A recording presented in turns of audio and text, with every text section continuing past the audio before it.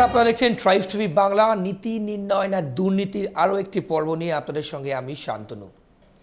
প্রধানমন্ত্রী একদিকে, মুখ্যমন্ত্রী অন্যদিকে। বাকযুদ্ধ চলছে অপারেশন সিন্দুর নিয়ে, মানে মহিলাদের মাথার সিঁদুর নিয়ে। প্রধানমন্ত্রী বলছেন এরকম দুর্নীতিগ্রস্ত সরকার কোথাও নেই, সব ক্ষেত্রে দুর্নীতির জন্য তৃণমূল দায়ী। চাকরিহারা শিক্ষকরা রাস্তায়, ডাক্তাররা, জুনিয়র ডাক্তাররা রাস্তায়, সব ক্ষেত্রে দুর্নীতি দুর্নীতি আর দুর্নীতি। মুখ্যমন্ত্রী উল্টো দিকে বলছেন আপনারা যে রাজ্যে আছেন সেই সমস্ত রাজ্যে এই রাজ্যের থেকেও বেশি দুর্নীতি হয়েছে। ব্যাপার মধ্যপ্রদেশের কথা তিনি উল্লেখ করেছেন। ইন্টারেস্টিংলি তিনি আরও একটি কথা বলেছেন, ক্ষমতা থাকলে কালকেই নির্বাচন করুন। আমাদের সঙ্গে রয়েছেন রাজনৈতিক বিশ্লেষক অভিজিৎ রয়। আমার বাদিকে বসে আছেন অভিজিৎ বাবু। আপনাকে ট্রাইবস টিভি বাংলায় নীতি নির্ণয় আর দুর্নীতিতে স্বাগত। প্রথমেই যা শুরু করলাম অভিজিৎ বাবু, আমি যে এই মুহূর্তে মুখ্যমন্ত্রী বলেছেন, সবাই জানেন, দর্শকরাও জানেন, কালকেই ইলেকশন করুন। প্রথমে আমি আপনার বিশ্লেষণ নেব। প্রধানমন্ত্রী যেখানে দুর্নীতি নিয়ে রাজ্য সরকারকে আক্রমণ করছেন, আবার সেই দলেরই অভিষেক বন্দ্যোপাধ্যায় গোটা দেশে ঘুরছেন অপারেশন সিন্দুরের ব্র্যান্ডিং করার জন্য। আমরা দেখেছি সেটা। আবার সেই রাজ্যে এসেই প্রধানমন্ত্রী দুর্নীতি নিয়ে তৃণমূল সরকারকে আক্রমণ করছেন। মুখ্যমন্ত্রী বলছেন আপনি কি বলছেন, দুর্নীতির তো আপনি দায়ী, করুন ভোট কাল, আমরা রেডি। আপনার বিশ্লেষণ। না, প্রথমেই বলি, কালকে মাননীয় প্রধানমন্ত্রী আলিপুরদুয়ারে এসেছিলেন। পশ্চিমবঙ্গবাসীর উদ্দেশ্যে তিনি কিছু কথা বলেছেন, সরকারি প্রকল্পের কিছু উদ্বোধন করেছেন এবং কিছু রাজনৈতিক বক্তব্য রেখেছেন। সেই রাজনৈতিক বক্তব্যের একটা বড় অংশ জুড়ে পশ্চিমবঙ্গের বর্তমান পরিস্থিতি এবং সেই পরিস্থিতিতে এই সরকার কিভাবে দায়ী তার একটা পূর্ণাঙ্গ ব্যাখ্যা প্রধানমন্ত্রীর তরফ থেকে দিয়েছেন। আমার কাছে সবথেকে বেশি অবাক লাগলো এটা যে এক মুহূর্ত সময় খরচ না করে প্রায় ধরুন তৃণমূল কংগ্রেসের দলীয় মুখপত্রের ভূমিকা নিয়ে মমতা বন্দ্যোপাধ্যায় কালকে মুখ্যমন্ত্রীর অফিস নবান্ন, যেখানে বসে রাজনৈতিক ধারাভাষ্য দেওয়া যায় না, সেখানে বসেই তিনি রাজনৈতিক বক্তব্য রাখতে শুরু করলেন। তাতে এটা বোঝা যায় যে কতটা ছ্যাঁকা তার লেগেছে। তার কারণ ছ্যাঁকার পরিমাণ যদি কম হতো তাহলে নবান্ন থেকে অন্তত পক্ষে তৃণমূল। কিন্তু অভিজিৎদা, আমি একটু ইন্টারাপ্ট করি, সিঁদুর তো মাথায় পড়ে, তার ছ্যাঁকাটা লাগলো কোথায়? অপারেশন বেঙ্গল সুকান্ত মজুমদার বলেছেন তাই জন্য, নাকি মুখ্যমন্ত্রী সিঁদুরে মেঘ দেখছেন তাই জন্য? অভিজিৎদা, এক্স্যাক্টলি, সিঁদুরে মেঘ দেখার পরিস্থিতি তো তৈরি হয়েছেই। তার কারণ আপনি মিথ্যার ইমারত যতই গড়েন, সেটা কোনো একটা সময় গিয়ে তার ফাউন্ডেশনের দুর্বলতার জন্য, আমি নিজে সিভিল ইঞ্জিনিয়ার, ফলে সিভিলের পরিভাষায় ফাউন্ডেশন যদি ঠিক মতন না থাকে, আপনি ইমারত যত উঁচুই তোলেন না কেন, একটা ভূমিকম্পে তা দুলে যাবে বা ধূলিসাৎ হয়ে যাবে, তাই না? ফলে সেই হেতু পরিস্থিতিতে কালকে প্রধানমন্ত্রী চাকুরিহারাদের নিয়ে যে কথা বলেছেন বা পশ্চিমবঙ্গের আদার্স দুর্নীতি নিয়ে যা বলেছেন, সেটা যেমন একটা দিক, আর একটা গুরুত্বপূর্ণ দিক কালকে মুখ্যমন্ত্রীর যে স্টেটমেন্ট, সেই স্টেটমেন্টটা আমি খুব ভালো করে শুনেছি।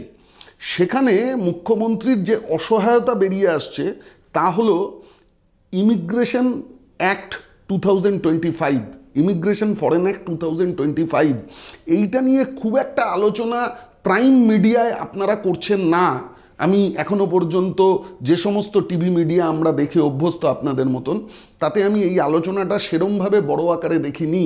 এই ইমিগ্রেশন ফরেন অ্যাক্টের যে বিল কেন্দ্র থেকে পাশ হয়ে গেল, তার যে আঁচ পশ্চিমবঙ্গের মাটিতে, তার কারণ ইমিগ্রেশন ফরেন অ্যাক্টের একটা বহুলাংশে 80% প্রয়োগ এই পশ্চিমবঙ্গের মাটির জন্য বাস্তব।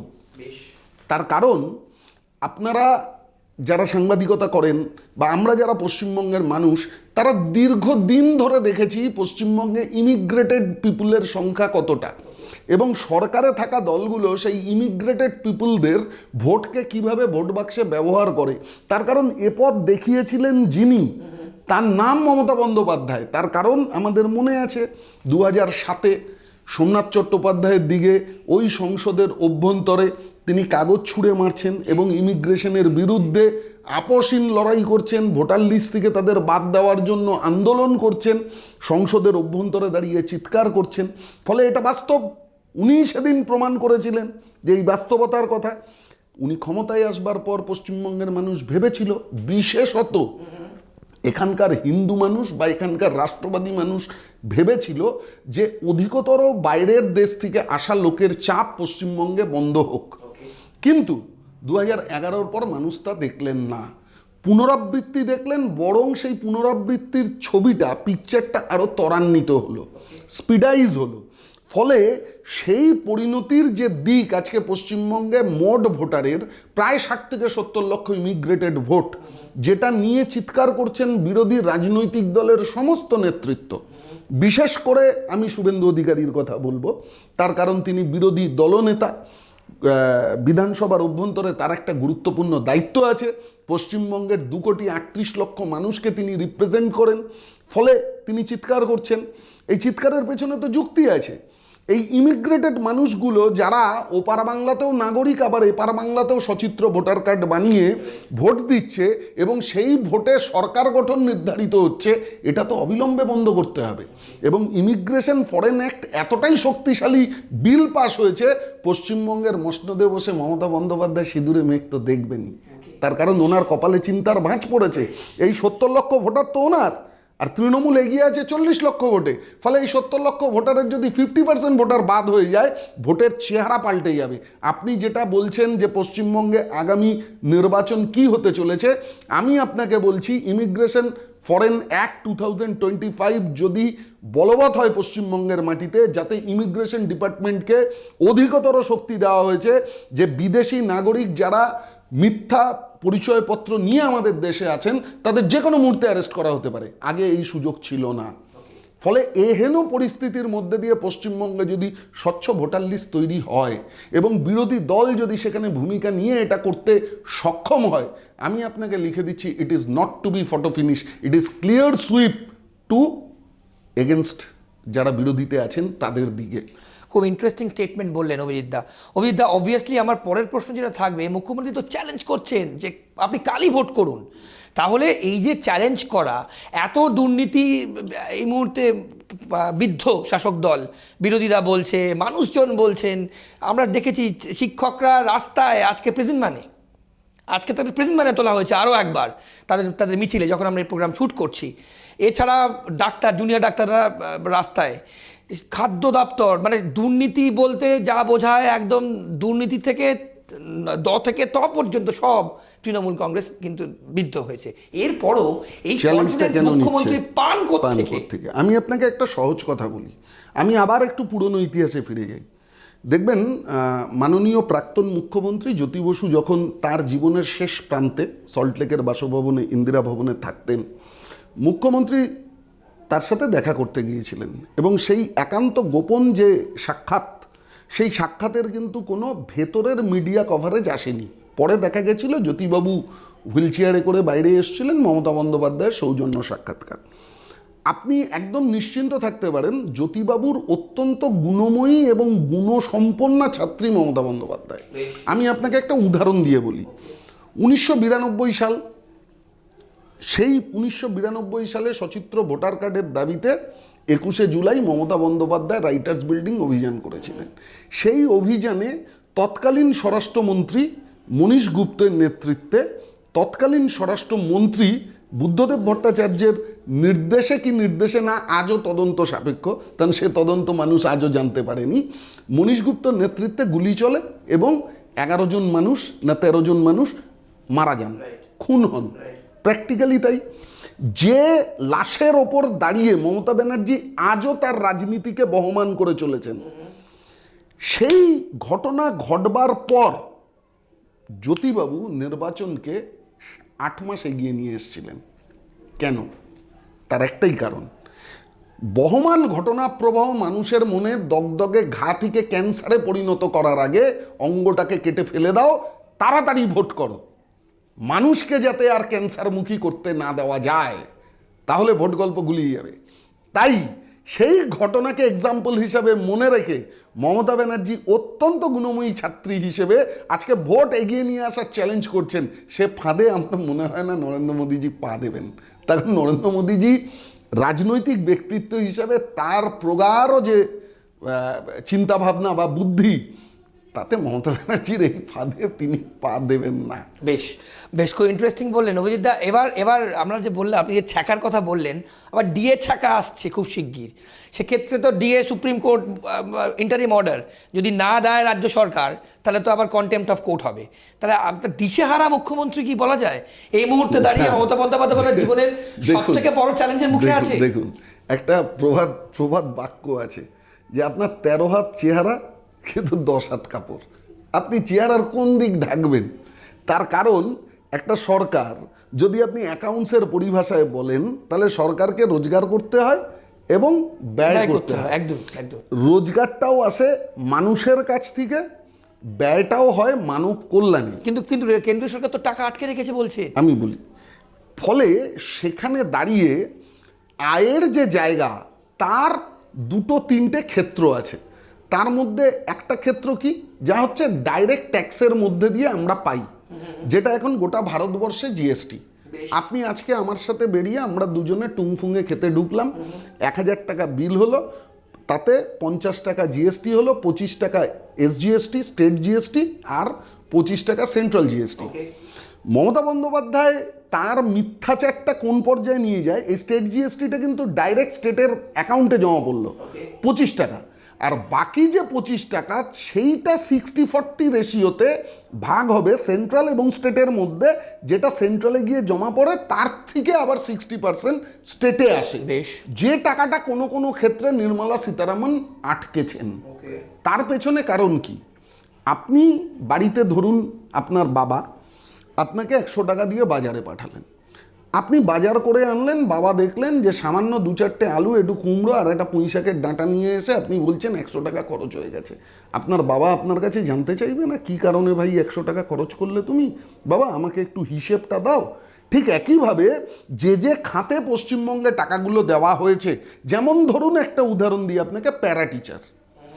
গোটা ভারতবর্ষে সেকেন্ডারি এবং হায়ার সেকেন্ডারি প্যারা টিচারদের মাইনার মাপকাঠি কত আর পশ্চিমবঙ্গে কত? এই প্যারা টিচারদের মাইনার 60% টাকা দেয় হচ্ছে কেন্দ্রীয় সরকার, 40% টাকা দেয় হচ্ছে রাজ্য সরকার।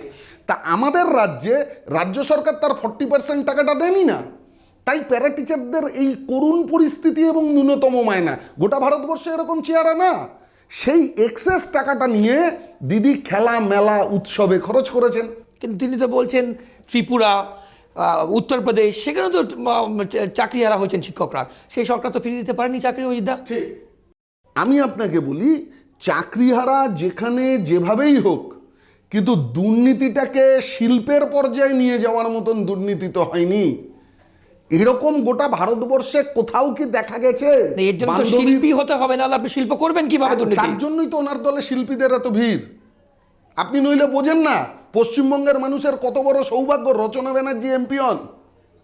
পশ্চিমবঙ্গের কত বড় সৌভাগ্য যে মুনমুন সেন আমাদের ইয়েকে হারিয়েছিলেন, সিপিএম এর বলুন আমাদের রেলের ওয়ার্কার্স ইয়ের চেয়ারম্যান ছিলেন বাসুদেব আচারিয়াকে হারিয়েছিলেন, দেবশ্রী রায় কান্তি গাঙ্গুলিকে হারাতে পারে। হ্যাঁ, এটা পশ্চিমবঙ্গের মানুষের সৌভাগ্য না? কিন্তু অভিজিৎ দা, আমার একদমই, আমি আপনাকে জিজ্ঞেস করি, আমি বলি আপনাকে যে এটা কেন হয়েছিল? 2021-এ তো মমতা সুনামি, এবং আমরা দেখেছি সেখানে অনেক মানুষজন একমাত্র বামফ্রন্টকে সরানোর জন্য, আমরা আসবো অ্যানালাইসিসে পরে, একমাত্র বামফ্রন্টকে সরাতেই হবে যেভাবে হোক। 34 বছর অনেক বড় সময়, বামফ্রন্টকে সরাতেই হবে।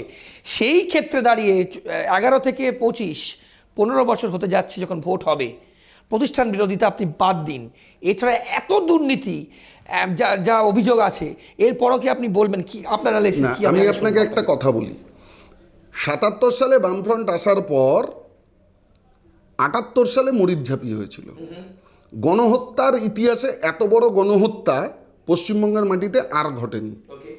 তারপরে 82 সালে বামফ্রন্ট বিপুল ভোটে জেতে, তাহলে গণহত্যাটা বিষয় হয়ে দাঁড়ায়নি। 77 সালে বামফ্রন্ট ক্ষমতায় আসার আগেই সাঁইবাড়ি ঘটিয়েছিল। সেই সাঁইবাড়ি ঘটানোর পরেও দীর্ঘদিন বামফ্রন্টের গড় ছিল বর্ধমান। আবার প্যারালালি পিয়ারলেস চিটফান্ড কাণ্ড, পিয়ারলেসের যে সেই সময় চিটফান্ড হয়েছিল, সেই চিটফান্ড বাম আমলেই প্রথম হয়েছিল। সেই চিটফান্ড কাণ্ড ঘটার পরেও বামফ্রন্ট বিপুল ভোটে জয়যুক্ত হয়েছিল। এর পরবর্তী অধ্যায়ে পাড়ায় পাড়ায় লোকাল কমিটির অফিসগুলোর নামে যে ধরনের গুন্ডামির যে পরিকাষ্ঠা তৈরি হয়েছিল, তারপরেও প্রতিবার ভোটে বামফ্রন্ট জিতত এবং অনিলবাবু প্রেস স্টেটমেন্ট করে বলতেন, আমরা কি করব, আমরা কি এজেন্ট গিয়ে বসিয়ে দেব? মানে ম্যান পাওয়ার মাসেল পাওয়ার দুটোই ছিল।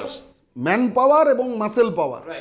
তখন একটা বিষয় কি ছিল, সামনে বামফ্রন্টের যারা নেতারা হাঁটতেন তারা এই অন্যায়গুলো প্রকাশ্যে করতেন না, তাদের মাসেলম্যানরা মিছিলে হাঁটা পেছনের ব্যক্তিরা ভোটের দিন আত্মপ্রকাশ করে এগুলো করত। তৃণমূল আমলে সেই পেছনে থাকা বামের সেই গুন্ডাগুলো আজকে তৃণমূলের ফ্রন্টলাইনের লিডার। আপনি গোটা দক্ষিণ 24 পরগনা তাকান, আমার জেলা, কিন্তু মানুষ কি মেসেজ কি যাচ্ছে অজিত দা তাদের মানুষ কাছে? ভোট দিচ্ছে কোথায়? মুখ্যমন্ত্রী বলছেন আমি সব জায়গায় আমিই প্রার্থী। আমি কেন বলছি মুখ্যমন্ত্রীকে এটা বলতে হচ্ছে কেন?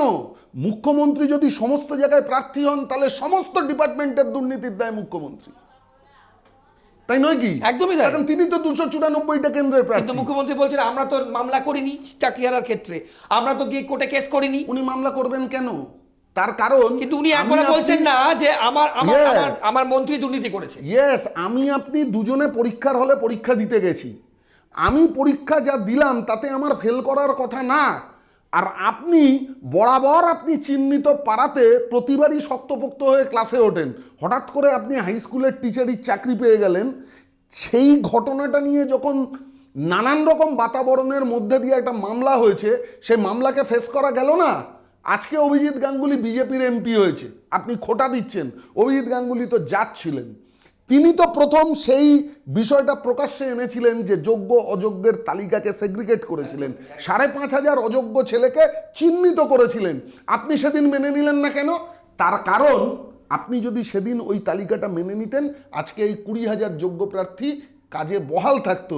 কিন্তু যেটা শুরু হতো সেটা হচ্ছে আপনারই প্রকল্প দুয়ারে কেলানি, আপনার ঘরে শুরু হতো, তাই আপনি ভয়ে সেটা আর করেননি।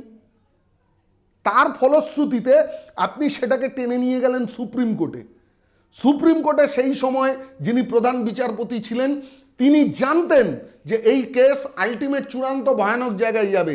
তিনি কায়দা করে নিজের জীবনের শেষ প্রান্তে এসে কয়েকটা মাস চাকরি আছে ব্যালেন্স করবার জন্য তিনি ওটাকে স্থগিতাদেশ দিয়ে রেখে দিলেন।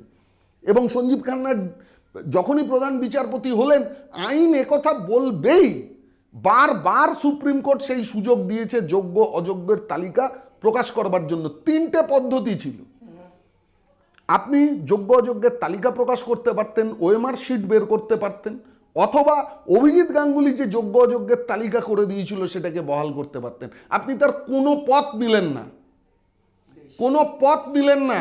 কেন নিলেন না? ব্রাত্য বসু কথা বলছেন নির্লজ্জের মতন, লজ্জা লাগছে না ব্রাত্য বসুর?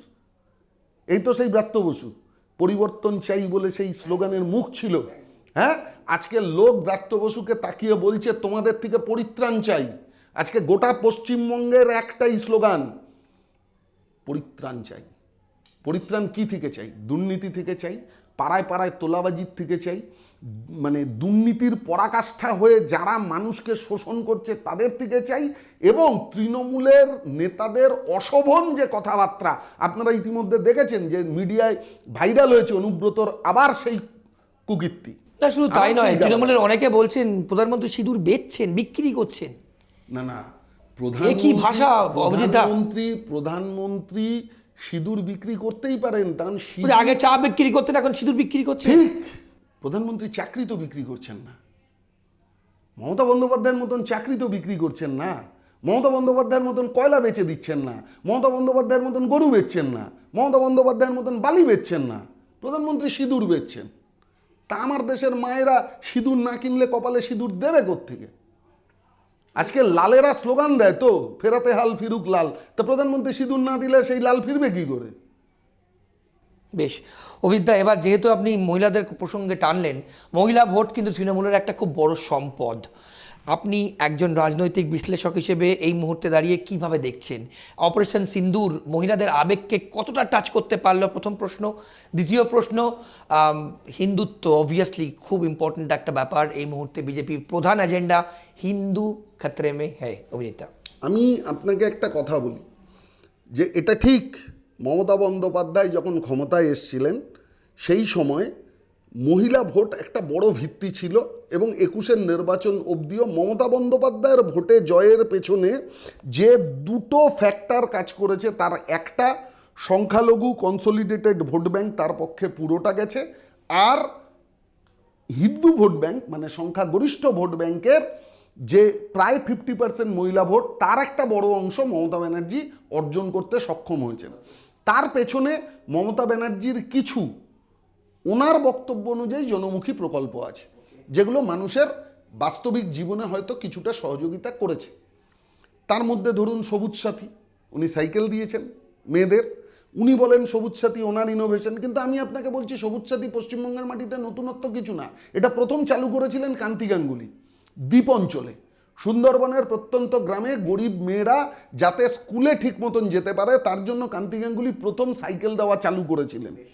সেই ঘটনাটাকে আমি বলছি না উনি হচ্ছেন বামফ্রন্টের অত্যন্ত গুণমান সম্পন্ন ছাত্রী, উনি একটা কাজও বাম আমলের ভিত্তি ছাড়া অন্য কিছুতে করেননি। এবং এই ঘটনার ফলে কিছু মানুষ, কিছু মা ওনাকে ভোট দিয়েছেন, এটা অস্বীকার করার কোনো জায়গা নেই। এবং আমি নিজে ব্যক্তিগতভাবে মনে করি মমতা বন্দ্যোপাধ্যায় দিদি দিদি দিদি এইটা বারবার কোথাও বলাটা বিজেপিরও স্ট্র্যাটেজিক্যালি ভুল হয়েছিল। যে ভুল বাম করেছিল একটা সময়, মমতা বন্দ্যোপাধ্যায় করে একটা জিরো ক্যাটাগরিকে হিরো ক্যাটাগরিতে বানিয়ে দিয়েছিল। সেই ভুল আর বিজেপি করবে বলে আমার অন্তত পক্ষে ধারণা। ইন্টারাপ্ট করি, আপনি আসবেন। সেই কারণের জন্যই কি প্রধানমন্ত্রী কাল একবারের জন্য দিদি শব্দ আনেননি? না হলে দিদি ও দিদি এটা কিন্তু আমরা দেখেছি। বেশ এটা ভুল ছিল। যে দল আত্মসমালোচনা করে নিজের ভুলটাকে শুধরে নিতে পারে সেই জয়ের দোরগোড়ায় পৌঁছায়। প্রধানমন্ত্রীকে দেখে ফ্যান্টাস্টিক, কালকে আমি অবাক হয়ে গেছি। একবারের জন্য উনি ওপত মারাননি, একবারের জন্য। আমি শুধু আপনাকে যে কথা বলবো, যে লক্ষ্মীর ভাণ্ডার মমতা বন্দ্যোপাধ্যায়কে আজকে অক্সিজেন দিয়েছিল, সেই লক্ষ্মীর ভাণ্ডার পাওয়া মাটাও তো তুলসী তলায় প্রদীপ দেয় না। ফলে সেই মাটা যদি এই জিনিস দেখে যে মুখ্যমন্ত্রী আজ মুর্শিদাবাদে যে ঘটনা ঘটিয়েছে, মুর্শিদাবাদে লক্ষ্মীর ভাণ্ডার পাওয়া মা তার তুলসীতলা ছেড়ে ধুলিয়ান থেকে গিয়ে মালদায় আশ্রয় নিচ্ছে, তার লক্ষ্মীর ভাণ্ডারটা গুরুত্বপূর্ণ নাকি তুলসীতলায় প্রদীপ দেওয়াটা গুরুত্বপূর্ণ? সেটা গ্রাম বাংলার যে মারা আমার কথা শুনছে সেই মারাই বিচার করবে। তখন এরাই তো সেই মা ওপার বাংলা থেকে ঘরের কুলদেবতাকে বুকে করে সব কিছুকে ছেড়ে শুধু পালিয়ে এসেছিল সম্ভ্রম এবং ধর্মকে রক্ষা করবার জন্য। এটাই তো বাংলার সংস্কৃতি, এটা তো আমরা অস্বীকার করতে পারি না। ফলে এ জায়গায় দাঁড়িয়ে আমার ধারণা লক্ষ্মীর ভাণ্ডার যতটা বেনিফিট মমতা বন্দ্যোপাধ্যায়কে 21-এর নির্বাচনে দিয়েছিল, আজকে গোটা দেশের রাষ্ট্রবাদ, গোটা দেশের লড়াই, গোটা দেশের ইন্ডিয়ানিজম ভারতীয় জনতা পার্টিকে 100 বার ডিভিডেন্ড দেবে, ডিভিডেন্ড দিতে বাধ্য। তার কারণ মানুষ একটা বিষয় বুঝেছে, বন্ধু পাল্টাতে পারে, প্রতিবেশী পাল্টাতে পারবেন না। ফলে প্রতিবেশী যদি বদমাইশ হয় তাহলে আপনার বাড়ির পাঁচিল শক্ত করে রাখতে হবে এবং পাঁচিলের গায়ে গুরুত্বপূর্ণভাবে শক্তিশালী দারোয়ান বসাতে হবে। এক্ষেত্রে আমাদের নরেন্দ্র মোদীজি সাকসেস আপনি অস্বীকার করতে পারবেন না। বেশ অভিজিৎদা, এবার শেষের দিকে আমরা জোট রাজনীতি আমরা জানি 2011 সালে কিন্তু কংগ্রেস তৃণমূল জোট ছিল, সে নিয়েও আপনি স্টুডিওর বাইরে আমার সাথে কথা বলছিলেন। 26-এ আপনি কি প্রেডিক্ট করছেন যদি হিন্দু ভোট সুইং করে, যেটা আপনি অ্যানালাইজ করলেন? আমি আপনাকে সহজ কথা বলি, শুনুন। 11 সালে তৃণমূল কংগ্রেস ক্ষমতায় এসেছিলেন, তার পেছনে তার ভ্রূণটা প্রথিত হয়েছিল 2008-এ প্রকাশ কারাতের ঐতিহাসিক শুধু না, কমিউনিস্ট পার্টির ইতিহাসের যে ভুল, যাতে কমিউনিস্ট পার্টি আর কোনোদিন ভারতবর্ষে প্রাসঙ্গিক হবে না, সে ভুল প্রকাশ কারাত করেছিলেন। সেই ভুলের ফলে কংগ্রেস যখন এগেনস্টে চলে যায়, তার কারণ বুঝতে হবে কেন্দ্রের সরকার সে যদি অ্যান্টি লেভেল এস্টাবলিশড করে ফেলে তাহলে আপনার টেকা মুশকিল, যা বামফ্রন্টের ক্ষেত্রে হলো। 34 বছরে জ্যোতিবাবু এখানে কিন্তু খুব সুস্থ সম্পর্ক ইন্দিরা গান্ধী এবং রাজীব গান্ধী এবং পিভি নরসিমহা রাওয়ের সাথে রেখেছিলেন। এমনকি যত বিরোধী থাক, অটল বিহারী বাজপেয়ী বা লালকৃষ্ণ আদবানির সাথে ব্যক্তিগত স্তরের সম্পর্ক ছিল মধুর। যার জন্য বুদ্ধদেব ভট্টাচার্য দিল্লিতে গেলে লালকৃষ্ণ আদবানির বাড়িতে গিয়ে তার স্ত্রীর হাতে পায়েসটা গ্রহণ করতেন প্রথম। এটাই ছিল শিষ্টাচার। কিন্তু 2011-তে ডাইপোলারাইজ ভোট হয়েছিল গোটা পশ্চিমবঙ্গে। সেই ডাইপোলারাইজ ভোটে হয় আমি সিপিএমকে ভোট দেব, নয় আমি সিপিএমকে তাড়াবো। এবার সিপিএমকে ভোট দেবো আর সিপিএমকে তাড়াবো, ওই তাড়াবোর সিম্বলটা জোড়াফুল ছাড়া আর কিছু ছিল না। কিন্তু এখন পশ্চিমবঙ্গে তৃণমূলের টিকে যাওয়ার প্রশ্নে অনুঘটকের মতন কাজ করছে, সব থেকে ভূমিকা যারা নিচ্ছে তাদের নাম হচ্ছে communist party of India, Marxist. যেমন আমি আপনাকে একটা সাধারণ উদাহরণ দিই, এই যে কালীগঞ্জে উপনির্বাচন হবে, এই কালীগঞ্জের উপনির্বাচনে ওখানে ট্র্যাডিশনালি সিটটা হচ্ছে কংগ্রেসের। 2016 সালে কংগ্রেস জিতেছে, 2021-এ তৃণমূল কংগ্রেস জিতেছে। ওখানে কংগ্রেসকে সিট কি ছাড়বে? সিপিএম ছাড়বে না, সিপিএম দাঁড় করাবে।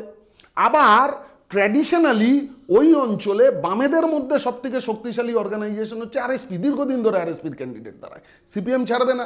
ফলে বামফ্রন্টের মধ্যে যে বৈরতা চলছে, সেই বৈরতার ফলে বামফ্রন্ট ভেঙে টুকরো টুকরো। তারপরেও বামেরা এটা পরিষ্কার জানে যে 26-এর নির্বাচনে 0 থেকে 1-এ ফেরা তো দূরের কথা, 0 থেকে মহাশূন্যের প্রস্থানের লড়াইটাকে কতটা বাঁচানো যায় সেটাই হচ্ছে টার্গেট। কিন্তু তারপরেও তাদের লক্ষ্য হচ্ছে কত বেশি ভোট কেটে দেওয়া যায়, যাতে তৃণমূলের অ্যাডভান্টেজ হয়। সরকারি দলের অ্যাডভান্টেজ হবেই। আর আমি আপনাকে বলছি, সংগঠিত হিন্দুত্বের জাগরণ পশ্চিমবঙ্গের মাটিতে ঘটবে।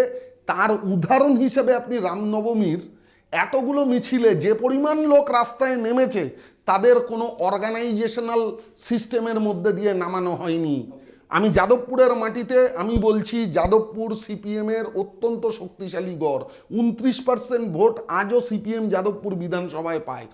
সেই যাদবপুরে গড়িয়া থেকে যে মিছিল যাদবপুর এসছে রামনবমীর, আমি রাস্তার ধারে দাঁড়িয়ে সেই মিছিল দেখেছি, এবং যে মানুষদের টার্নওভার ওই মিছিলে দেখেছি তারা কোনো রাজনৈতিক দলের না। তাদের কাছে একটাই বিষয় সেদিন গুরুত্বপূর্ণ ছিল, তা হলো হিন্দুত্ব। ফলে এই হিন্দুত্বের টার্নওভার 2 থেকে 3% ভোট যদি বিজেপির ফেভারে আসে, তাহলে আমি আপনাকে বলছি that result will be the miracle result at West Bengal. এটা আমার নিজের ধারণা। তাহলে দুটো পার্ট অভিজিৎদা আপনি বলছেন, মহিলারা কিন্তু ইতিমধ্যেই লক্ষ্মীর ভাণ্ডার কিন্তু এবার আর ট্রাম্প কার্ড হতে যাচ্ছে না, মনে তো হয়। তার কারণ আরো গভীরে গিয়ে আপনাকে বলি, আমাদের সময় খুব কম। একদম, মানে ধরুন সমাজে 3 ধরনের লোক থাকে। এক ধরনের লোক উচ্চবিত্ত বুদ্ধিজীবী, তাদের একটা অংশ, মধ্যবিত্ত মানুষ তাদের একটা অংশ, নিম্নবিত্ত মানুষ তাদের একটা অংশ। আপনি পশ্চিমবঙ্গের ঘরে ঘরে ন্যূনতম মাধ্যমিক উচ্চ মাধ্যমিক গ্র্যাজুয়েট হওয়া ছেলেপুলের সংখ্যা অসংখ্য। আপনি মাধ্যমিক উচ্চ মাধ্যমিকের টার্নওভার দেখলেই দেখতে পাবেন। সেই ছেলেগুলোর ভবিষ্যৎ কি? তাদের সামনে কি? আলটিমেটলি আপনি হিন্দুত্বের টার্নওভার, মুসলিম ইসলামী টার্নওভার যাই ঘটান না কেন, এই যে আজকে অ্যাপেলের মতন সংস্থা চীনের ওপর ট্যারিফ বসানোর ফলে ভারতবর্ষমুখী হচ্ছে কোম্পানিগুলো, সেই কোম্পানিগুলোতে চাকরি করবে কারা? মুসলমান, হিন্দু না, ইন্ডিয়ানরা চাকরি করবে।